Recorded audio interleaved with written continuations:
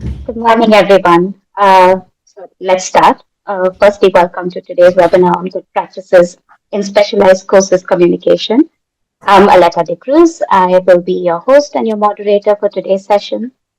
And we have some exciting presentations and discussions ahead featuring insights from the project's MeRIT and Digital for Business on effectively communicating specialized courses in the advanced digital skills landscape. Today's webinar will delve into some key aspects of communication strategies within higher education institutions, uh, and we'll have some valuable key takeaways for course developers and educators. So let's begin with our agenda. Our first presentation will be delivered by Jeff on behalf of Digital for Business, highlighting their experiences and expertise in course communication. After which we'll hear from Simona on behalf of the MeRIT project as they share their insights and best practices in course communications. Uh, Post both the presentations, we'll open the floor for questions. So please feel free to submit your questions using the chat or the Q&A feature throughout the presentations. Um, so yeah, without further ado, let's get started with our first presentation by Jeff. Great. Thank you, Aletta, and hi to everyone who's on the call today. At this point, you should be seeing the advanced skills presentation. So firstly, my name is Jeff Sheridan from Matrix, and we're a digital agency based in Ireland and working on many EU projects. And really today, what we want to do is outline a bit about our project, Digital for Business, and what we've learned along the way. And hopefully some of these lessons will be useful for anyone on the call today. So our title today is Branding for Impact, the Digital for Business Journey. And to start off, I'll give you a little bit of insight into what Digital for Business is. Digital for Business is a 4-year digital transformation program. It's a 20 million euro funded project. It's part of the Digital Europe program, co-funded by the European Commission. And basically what the project is about is digitally transforming Europe's businesses, making them more competitive, and helping with the twin transition of green and digital as well. We have 15 partners on the project from 7 different countries, and it's a mixture of academic institutions, training institutions, corporate bodies, SMEs, and also some big tech as well. And it really is tying in with the digital decade. So the digital decade is the EU's big effort to become more digitally competitive and to get 20 million ICT professionals upskilled and in industry by the year 2030. So obviously the Digital Europe program plays a big part of that, and the Digital for Business program, and it's what it is. It's actually a master's program which is designed to transform all of the businesses. This is going to play a large part. So Digital for Business. So you might wonder at the start of a project, a 4-year project with 15 partners, where do you really start? And actually the answer is the brand, because before we move forward, everyone needs to be aligned and the project needs a flag essentially. And the real challenge is when we started this project 18 months ago, we met all together in Dublin and there was about 60 people. And we were basically wondering, well, where do we start? How do we get to know each other? What are we getting ourselves into this journey? And the answer really came together, and it started with the branding process. So for a lot of EU projects, branding is nearly an afterthought. But what we've learned over time is that branding is actually the part that binds everyone together. It's the glue that gets everyone together very quickly and aligns people along the journey. So as I mentioned, we have 15 partners from 7 different countries. And each partner brought either 3 or 4 people to the kickoff meeting. So we had a lot of people who had never met before, never worked together. And what we did was we started with the branding, and we had a couple of in-depth workshops. And the key piece here is that we involved everyone in the process. And it was collaborative. So there's a big C there for collaborative, and I think it's there for a good reason, in that what we did was we wanted everyone to have a voice and everyone to roll up their sleeves and get involved. So what we did was we had several branding workshops, and on the surface, the topic is around branding, but really it's more about the project and the goals and trying to, I suppose, align everyone along a very harmonious vision for the project. So During the branding workshop, what we did was we had planned in advance to make sure that every single person, there was about, I think, 60 people involved. What we wanted to do was make sure that every single person gave some sort of input or opinions.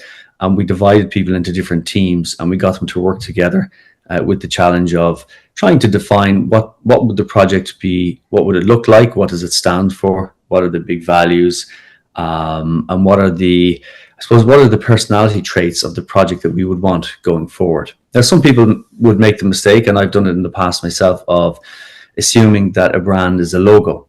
But actually, that's something I've learned over time, and it's certainly not the truth, because a logo is really just a symbol. It's something that is a physical representation of the brand. But actually, the brand goes a lot deeper than that, and the brand covers the personality, the values, the whole ethos, and the culture. And you can often see this with hotel brands. You'll see a brand, and really, once you see that brand, you immediately get feelings around what they stand for, and maybe the quality and things like that. And that really just goes to the heart of what a brand should be. And for me, it's about the DNA. It's about really the source and the core of what the project is about. So when we got together 18 months ago, we had a lot of presentations, but a lot of interactivity, and we asked people around what do we want to stand for, what would be good taglines, what would be good slogans, things like this. And it really helped to bind the group together.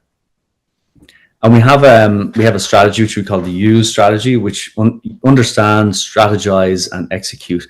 And really what we're trying to do here is follow a real process and a real path, which we've learned. Our creative director has been in branding for nearly 40 years. He won't thank me for aging him that way, but it does really go back to his experience, and he has really honed this process over time. And what we know is it really works. But the key ingredient in the process is the input of all of the partners. And really, the core values and mission of Digital for Business are around innovation, flexibility, accessibility, sustainability, and inclusiveness. And this really goes to the heart of the project, because what we're trying to do here is we're trying to create digital transformation material, courses, and training which Europe's SMEs will actually buy into, because it is a crowded space and there's lots of different courses out there. But what we have is we have a lot of unique selling points, and it was important to get those out in this process so that the brand would really reflect the best of what we're bringing to, because in today's market, I think it's true that people have a lot of information flashing by their eyes every day. So the key is to try and stand out, and to stand out in a way that makes us memorable as a project and as an academic training accreditation, to make us memorable, to make us unique, and to make us stand out. So they're our values, and they bleed out from the brand. And what we found is by creating a very strong brand for this project, it makes all of the partners more proud to be involved. It's a little bit like a badge, and they're very proud to wear this badge when they work on other projects, when they go to conferences, when they go to award ceremonies. They're very proud to talk about the project because it has such a nice brand that really reflects the project. So when we did this, we come up with lots of different ideas, and yes, there are lots of symbols and different logo ideas, but the idea was that we would create lots of different options and choices, and the partners on the project were very much involved in a collaborative process where they were giving input at all times around colors and fonts and shapes. And the partners, the feedback that we got was that they really like to be involved. A lot of the partners on this project are veterans and very experienced on European projects. However, a lot of them said to us that they had not been as involved in the branding process as much as on Digital for Business. And they really appreciated that, because they felt that the proper consideration was being given to the brand, but also that more people on the project were being asked for opinions, being involved, having a say. And this is really important for them, because they really felt that from day one of the project that they were involved, that their opinion was valued, and that they had a part to play on the project, even if this exact part of the project was not their sweet spot or their comfort zone. So they really appreciated that, and they gave us lots of different input. And these were some of the options that were created by our design team. But there was a clear favorite that emerged at the end, which was this one. And this Digital for Business logo was a clear favorite at the end, and people really felt that this would stand out. And standing out is probably one of the big things, but it also needs to reflect the values of the project. And for us, it's modern, it's sleek. It really stands to some of the values around innovation and being forward thinking. And people really felt it was something that really reflected the Digital for Business project, the aims and the partners. You'll also see that there's a slogan at the end. So one of the things that we did during the initial workshop was we invited people to create slogans, to vote on slogans, and to try and input the keywords that we wanted to get out there, because a slogan is something that really accompanies the logo and just really hammers home the message on the values of the project. So we have evolving your digital future. So you can see it's very much aimed at the people who will be taking the courses and the training. And there's a few keywords there: evolving, just to make sure that people know that this is not a set of training courses that were designed years ago that are being recycled. It's a set of training courses and modules which evolve around digital, evolve around business circumstances, and it also evolves around the people who take the courses and digital future. So we wanted to make sure that people felt that this was giving them a digital future. It aligns with the digital decade of the EU, but it really involves the person seeing and becoming more ambitious for themselves in the digital space. So tailoring the brand message for maximum impact. So you can see that we've put a lot of effort into colors, shapes, fonts, and identities, but also that the symbol can stand on its own. And we felt that this was important because there's lots of different ways a brand can be used. And it's only over time on the project that you see all of the different places that it appears. It appears on email signatures, it appears on social media channels, it appears on pop-up banners, it can appear on slides, it can appear behind someone's face when they're presenting a presentation.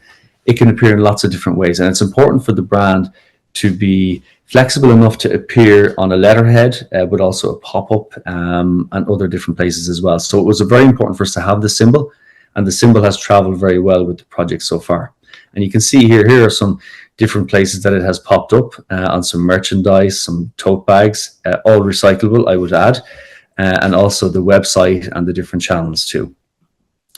So coming around to the lessons that we've learned, in relation to this project, one thing that we learned is that involving all of the partners in the branding and also the communications is a real win-win. It makes everything more effective because you've had better inputs, but also for the partners, it gets them engaged from day one. And this really fosters some good spirit on the project from day one, that people feel that the different work packages are not siloed and they're involved, and it crosses everyone's path. And it also gets some good messages out from day one that communication of the project is really important for the sustainability.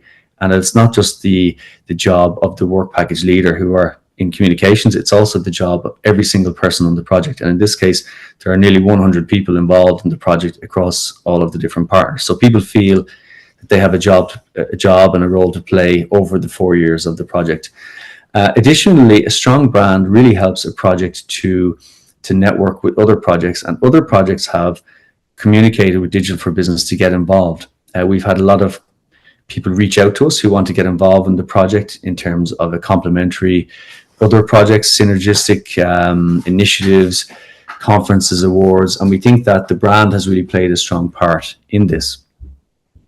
One of the things that we've also known is that we've also learned that it's very important to create a strong brand at the start and for all of the different partners to communicate this on their channels, because this really helps to maximize the audience from an early date.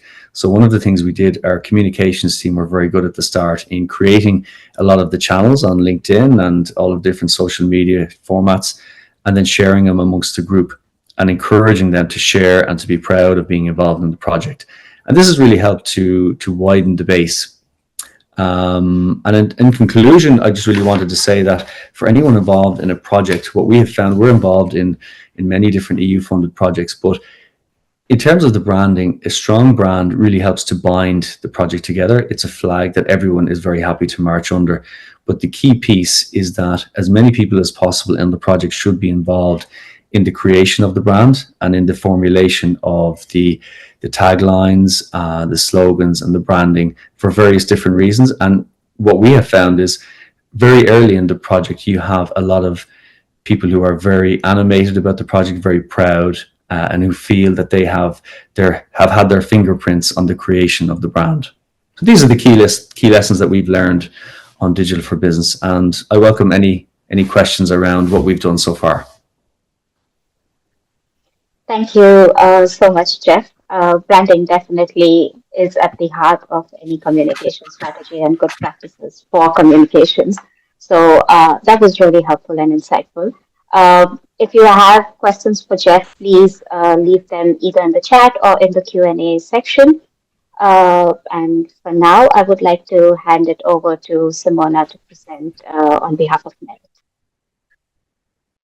Hello. So I totally agree with what Jeff mentioned, like, because the branding some kind of at the same time links the project members and helps to shape what the project is about. And I also agree, like in our case, like even when we were creating the project proposal, the biggest attention was what are the key elements where we will be oriented, something like this. So when we know those main pillars, only then it's kind of easier to write all the proposals. So it even helps not with the project, but with the project proposal as well. So, and also in our project, theoretically, the main concept, the main aim was to create master study programs, like joint one, something like this. But even also in the beginning, we decided like, no, the purpose, it shouldn't be just master study program. It shouldn't be limited like this. So this is why we are a little bit extended. And as you see, like the main aims of the MeRIT project basically is like building dynamic educational ecosystem for training the digital specialists. So inside of it, it covers a lot of smaller elements related to the study experience, sharing of resources, best practices, something like this, like engaging as many possible stakeholders as possible. But also another thing was like strengthening the excellence of each consortium partner and the consortium as a whole. So this is why when Jeff was explaining about the branding, I also felt like, yeah, not directly like this, but we are doing something similar by just trying to say like, okay, just evaluate what's the situation, what could do one partner, how another could improve, something like this. But my idea with the slide is more like when you are thinking about the project which you have, you should be thinking not just what you want to do in the project, but what impact it will have, what are the elements which you try to highlight, and how you will be evolving all during the project, like how you will include different partners. And in this case, I'm not sure, but in our case, like we have 10 partners, not 15, and there are 4 higher education institutions like Universitat Politècnica de Catalunya. Also, there is from the Universitas Riga Technical University, Tautech, and Vilnius Tech. And as you see, all of them are sharing the same idea, like technical university. So this is why in our project, when we are talking about communication, we had another issue. Most of us, like, because also we have 2 SMEs, like Ascendel and Exacaster, they are also oriented to digital areas. And we have Research Innovation Center, FBK, and we have also what we included, what was not requested, but we decided it makes sense to add digital innovation hubs, like CQPC, Disney, and Sunrise Tech Park, just to make sure we will be able to reach more SMEs via those existing networks, not just separate SME. But the main idea, what I wanted to say here, like most of us are more technical oriented, not some kind of management. So this is why the communication, the branding was something what we needed to shape on to understand how it's happening, something like this. And talking also about the communication, like what's the main purpose of the communication? Because we were also struggling to understand what we should be communicating, what's the idea. So it was aligned with our aims. But until we do not have the study program yet, because it will start on September, so we needed to communicate it as well, something. So what is the something? So this is why it helped, like we decided we are not communicating, we are project, we are doing something, but we are communicating, we are giving some benefit to you. So some kind of additional activities we are generated as well, like society edification, upskilling possibilities, something like this, just to make sure we are not reporting what we are doing, but also creating some content which could be useful for some partners. Yeah, and coming back to the I would say why I'm talking all this about our project, just to let you know how it's related, what kind of challenges we are facing. So in our case, we have 4 different higher education institutions. They're creating 5 different master study programs. So also one of those things was we need to link those. So inside of it, there is some kind of a collaboration between those, but each institution is doing the study program, delivering the study program separately. So this is why the communication also should be, the messages which we are passing, the branding should be aligned, but at the same time, keeping the uniqueness of each institution. So this is why it's some kind of additional factor, like every time we want to communicate, we are MeRIT consortium as a one, we belong to this one, but we are unique in some kind of our case as well. So this is one, like, yeah, it's not just one message or one kind of a branding, but a branding with some kind of a branches as well. And talking about the communication, so probably it's kind of a well known to you, like we also use different media channels, like this standard one, like LinkedIn, Instagram, Twitter, YouTube, website, exists something like this. And what we noticed during those 1.5 years, like those channels, because there was some kind of a discussion, maybe we should select just several of those, not all of those, but each of those, they have some specific target group, some audience which we are trying to reach. And automatically, like selecting the challenge based on the audience makes sense. But also just communicating, as I mentioned, like what we do, what kind of content we generate, what could be useful for society, it didn't give the engagement which we expecting. Like it was more like just monitoring what's happening, but the communication wasn't such a good with the external partners, additional partners out of the project. So this is why another line was oriented more not just on content publishing, but on some kind of an event organization, because automatically, if it's an event, person needs to act, not just read what's happening. So this is why we have such events like marathon, like Ideathon for ideas generation, and also I will explain about it.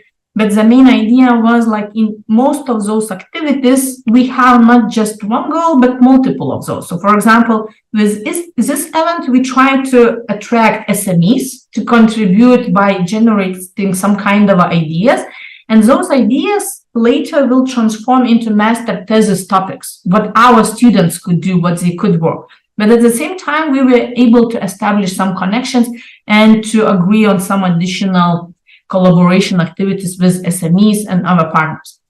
Also, we had even another initiative like Research School.tech, which was more oriented on society edification and trying to change the opinion like research is something difficult. Like, no, even secondary school students could do some kind of a research. So this one was like our just test idea how to attract students from secondary school to try something in education. Probably it won't be paying off in our master study programs. It's too soon. But the idea was more to show the society, like, yeah, everyone could do some kind of a research. And during the research, because all of those were oriented on advanced digital skills, like some technologies give benefits and it should be understood to make sure we can apply it. Also, as I mentioned, like we have basically in total 6 target groups. So one of the target group is SMEs. So also we are doing some separate workshops for the SMEs, just because the study program, as I mentioned, we should be looking a little bit broader. The main purpose is not just to create new experts in some areas. Those experts should be ready for the market, something like this. So at the same time, the industry, the SMEs, organizations should be aware of what's needed. So what we are trying to do with those workshops, we are trying to align the expectations and the eager to adapt new technology. So it differs in different countries because, as you saw, like 10 partners in 4 different countries, we have the study programs. Different needs for SMEs exist. We did the analysis and automatically sometimes we need just introduce something like, yeah, those technologies exist. You can apply in your operations and how it could be done, something like this. But at the same time, sometimes we just asking like, oh, you are using something, maybe we could integrate it into our study program. So this is why some kind of a engagement, live engagement, not just through the social channels, pays off, because we get a more up-to-date, more frank feedback from those external partners. Yeah, and also because one of our main slogans is upskilled with merit. And one of the ideas which we had even in the beginning of the project was not just to create the master study programs, but to assure the lifelong learning. So this is why we start from the society edification until, I don't know, upskilling, retraining, conversion courses, something like this, how to integrate it into this one. So also there is a different track where we provide some training, or even some kind of sometimes just motivating talks for some different groups in different countries. Yeah, and then more like technical one, probably like how we distributed all the media, let's call it campaign. So automatically, like each project probably has a website. So it covers the main information, but it's not the main point where we are publishing all the information. So sometimes from the website, we are just posting in one of those channels, sometimes vice versa. For example, we are just posting multiple posts about some different digital technologies in YouTube and just summarize from time to time into the website. So it's not just one directional move of the information from the website to the social networks, but we are trying to link it and just to make sure, like utilize, if we have some flow in the website, it could be linking to the social networks and vice versa. And as you see also what I mentioned before, like we try to incorporate different partners. So even in the project, we try to assign some kind of audience. Like in LinkedIn, we notice it's mostly the SMEs, like, and also not just SMEs, to be honest, like even our potential students, because it's master's students, at least in Lithuania, they are using LinkedIn rather than Instagram or YouTube, something like this. So each of those channels are related to some kind of a group. And I agree with Jeff, what he was mentioning, we sometimes adjusting and deciding like what kind of message would work for this platform, for this target group, something like this. And another like similar schema, as I mentioned, like when we have the just posting, because we tried, one of the issues which we had was trying to convince all partners we need not just to report, but be the content creators, like to give something for the society, not just what we did, but what are the benefits, what news they could learn, something like this. So with the events, it was a little bit simpler because most of the partners were like, yeah, it's kind of a fun, we can do something interactively, meet new companies, SME, something like this. So this is why those events also are related to some kind of a target group, not specifically to general society. In overall, some of them are like trainings, but yeah. So this is why I assume it's very important to understand for whom you are doing and what you are trying to achieve, to understand, can you measure it? And also another thing which we were thinking, like try to do, because we are not experts in communication. We have some expertise, but not all partners. And also it's one of the advantages what we are doing. We are learning during the project how to communicate the study program, things like this. So in this case, as I mentioned, why we are learning, so we are testing. And while testing, one of those ideas what we do, just trying, what if we will do this initiative? Will it work or not? So by testing, this is why we need a wide variety of events and channels. Yeah, and with the example of MeRIT, so also like, as Jeff mentioned, like from time to time, we create different events, and the events some kind of automatically needs a little bit different adjusted branding, but also we try to keep up with the initial one. Like if it's an event, it should be recognizable. Yeah, it's something related to the merit. So as you see, this one was kind of a straightforward, like merit and doing on, but also linked to the ideathon, meriton keywords, hackathon keywords like this. And it's also usually are done in a discussion. Those discussions is kind of a time consuming because everyone has an opinion, everyone has disagreement, something like this, but finally it pays off. So you shouldn't be scared to dedicate some time. And also because it's an event, so it needed to be published, some kind of invitations could be used. So this is also just like explanation. We did the announcement of the event and sharing of the information in different channels. And as I mentioned, like different target groups are linked to different social networks. I just added some statistics, not the final one. So you see the biggest amount of persons, because this time the marathon was executed in Spain and Lithuania. So it's difficult to estimate, like, is it really linked? Is the situation the same in different countries? But the biggest amount of referrals was from LinkedIn account. So we noticed, like, yeah, this one works for us to reach the potential master students or upskilling possibilities.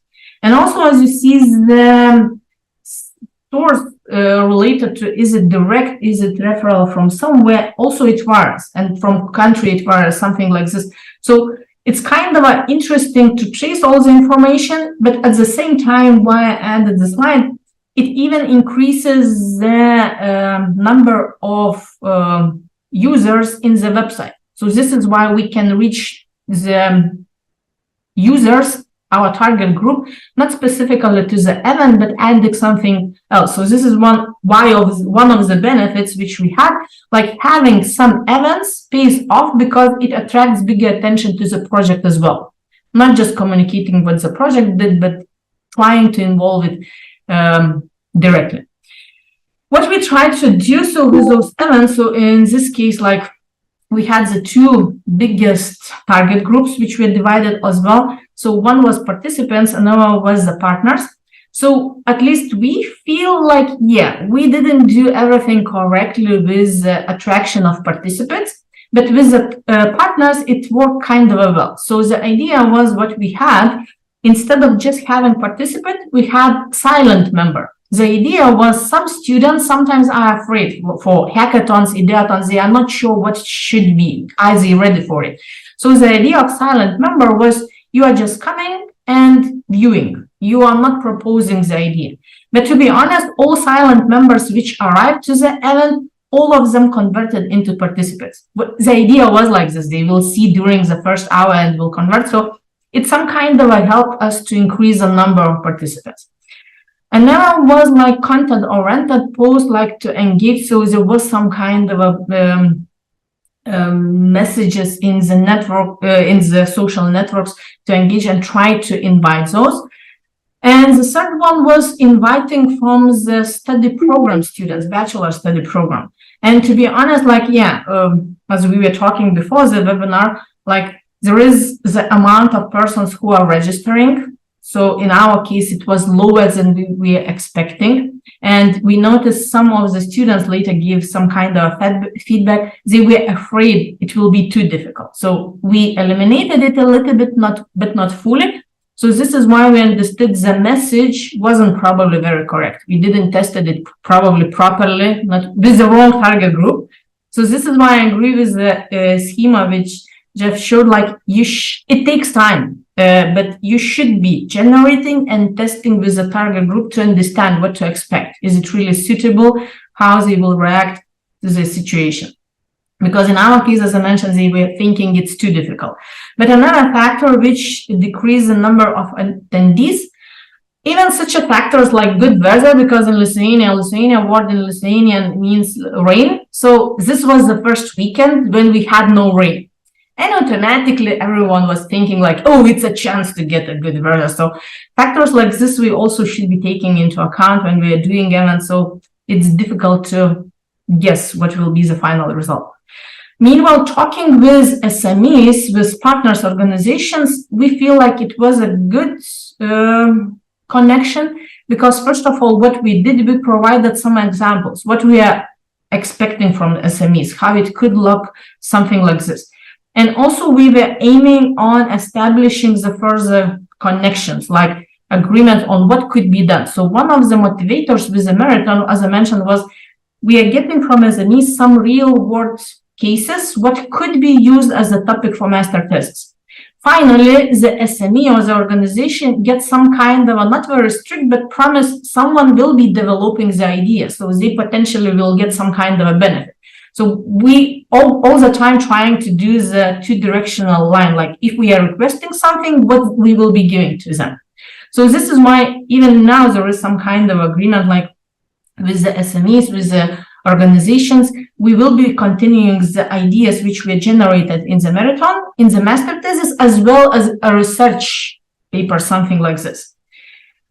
But the thing which we needed to do, to provide clear requirements, what we expect, because some of them we are imagining it needs to be developed during them and something like this, dedicate some time to explain it. And sometimes the companies were just lacking the time to present the information or to participate in place. So in this case, we try to be flexible and invite them as easy as possible. And talking about the visibility, basically I mentioned a little bit like having an event is kind of, at least from our experience, is a good thing, because events like marathon or other activities increase the visibility of the website as well. And automatically through the visibility comes additional benefits. For example, we got, it's not fully related, but it's related, like we got some requests from some SMEs, like, oh, I saw you had this event, it was talking about upskilling, so what kind of study programs you will be proposing?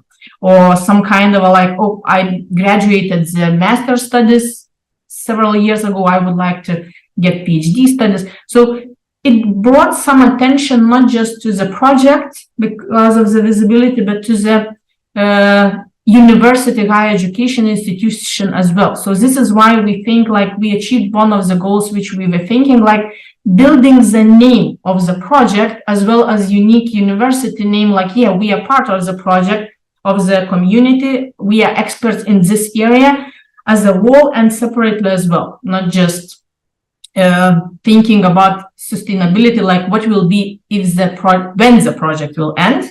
We should keep the name. So this is why our idea was to have two like names, like one of the project, one for institution, and keep those in line, not just trusting on project name only. Regarding the lesson plan, probably we need to plan actively and shift from reporting to generating content, because by default it was like we participated here, we did this one, why the society should care about it? No, we should provide something else. And also I didn't add it here, but one of the ideas which we had was the YouTube campaign, just to give some kind of a content. What is it? What kind of tools exist? What kind of experience I needed? So we just also developing the idea, but it was difficult in the beginning because it required some reminding, but now it moves on. And learning from the technical oriented institutions to do something with the management, with the promotion, something like this. And also specific to identify the messages for some specific target groups. Sorry for the long presentation.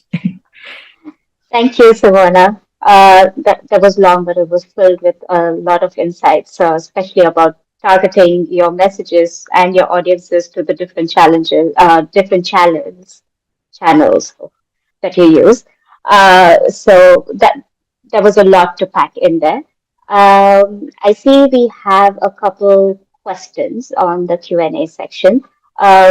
Jeff, you answered one of them over the chat. Would you like to take over and expand on your points? Yes, absolutely. And just to say to Simone, that was really, really interesting and very detailed. So thank you for that. I think the question posed is a really good one about how to get people involved. And there is a danger that the participants could say, well, I'm a professor, I'm not a marketer, or whatever.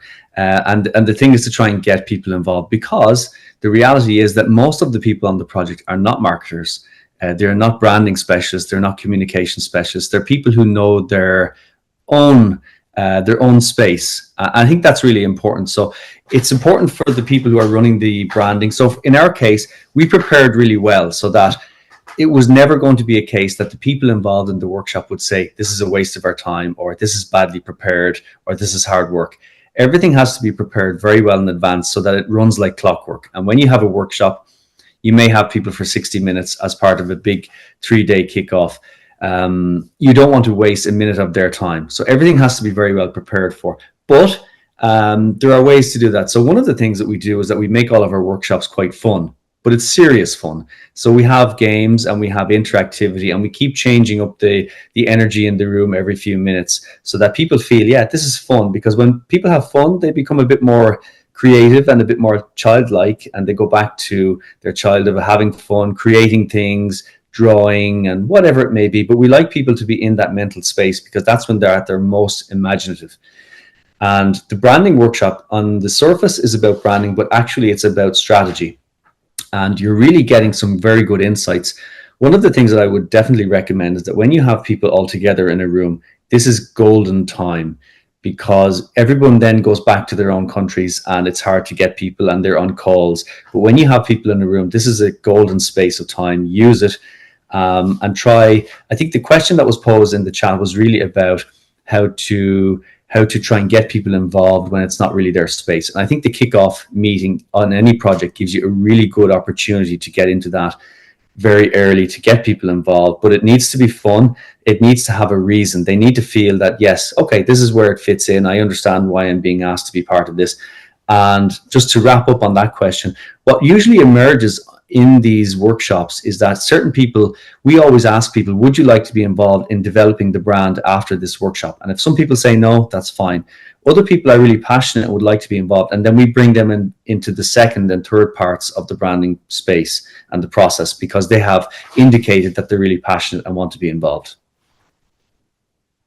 Yeah, and I agree. Probably you even can use those workshops as networking, more getting to know each other, because when you create something related to the design, you need to let everything go and be creative. Yeah, thank you. Simona, I see you also have a question for Jeff. So would you like to go ahead with that? Just more practical one, like when we designing something like logo design, something like this, we were thinking how to solve the questions like, okay, 5 persons like this one, 5 persons like this one. And like usually there is some kind of a discussions, argument, something like this. And one thing which we were thinking, like how to incorporate, and are you looking into what already is trending? Because there is a chance some old professors will say like, no, we need logo which looks from 1990s. Like how is the effect of analysis of what's now trending could be incorporated, and how to vote, how to decide what's the best one. Well, there are 2 ways that we do this. Well, first of all, we use a lot of questionnaires. So typically after our branding workshop, we then have a second level, which is a bit like peeling an onion. We peel the first layer in the branding workshop, and then we peel the next layer on a secondary workshop. And the people involved in the secondary workshop have indicated that they are really interested or they're passionate about being involved in every part of the design of the brand. The questionnaire that we give them in the second level workshop is a bit loaded. So we are giving them insights into what is trending and what they should think about. So really what we're trying to say is park the idea of just what you like. That's not the idea here. It's about what the people on the audience for the project, what they will like and why we need to convince them. So we give more reasoning around the choices, and then we give them a questionnaire. But it's not just what do you like or yes or no or pick 1, 2, or 3. We always give a bit of insight as to the choice they're about to make, and then we ask the question. Now, in relation to your question about the voting, we do like to be democratic. So we usually have discussions where people can give their opinions and then vote. And there are times when the vote may be not what I would like or what someone else would like, but it is important to be democratic, because other than that, it becomes a dictatorship and people become detached and they feel it's not part of it. So as much debate as possible, as much insights into the choices and why, but then it is democratic after that. Thank you for that, Jeff. We have a final question. I think this is, Simona, this would be for you. It is, do you use a social media tool to manage the various posts on the 4 accounts that you have for MeRIT? Yeah, automatically we need some kind of a schema. And for this, we have some kind of a calendar, because we try to balance, because there is some kind of a research which says like you should be keeping your user all the time engaged. So we try to do like every week there will be a post. So this is why we need to plan. But the idea is practically it's tricky because it's difficult to prepare the news, the post in advance to make sure it's still up to date. So this is why the idea which we are having, we have some kind of a backup list of possible posts which are not very relevant to the nowadays. And if something new emerges, we just shifting all the rest. So it allows us to have some kind of a buffer and to plan it in advance and to keep the schedule, not just, oh, once per year, oh, 2 per week, something like this. Absolutely. Consistency definitely key.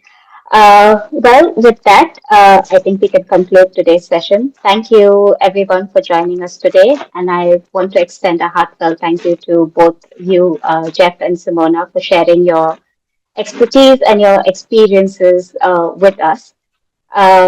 Thank you, all the participants, for your engagement and your participation. Before we wrap up, I want to make sure you are aware that we have another exciting webinar coming up tomorrow, which is focused on good practices in courses recruitment. This session will delve into essential aspects of recruitment. We'll discuss some strategic action for attracting students and conclude a large part of the session will be an interactive discussion where all participants can share their ideas and experiences. You can find the registration link for that in the chat, and I hope to see many of you there tomorrow. Thank you, everyone. Thank you. Bye. Bye. Thanks, everybody. Bye-bye.